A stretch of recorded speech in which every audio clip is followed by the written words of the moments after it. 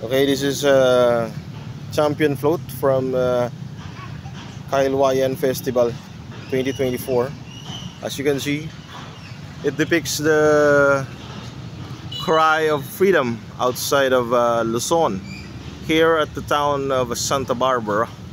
This is the winning float on the 2024 Kahilwayan Festival. Kahilwayan means to be free from conquerors and oppressors.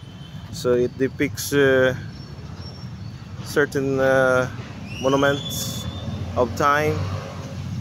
Here is the miniature of Santa Barbara Church, and this is a picture of General Martin Delgado. So we have the province of Iloilo seal and seal of Santa Barbara, the town of Santa Barbara. We also have the mini map of Panay Island, because this is the first cry of freedom from the Spaniards outside of Luzon. So that is all about the Kahilwayan Festival.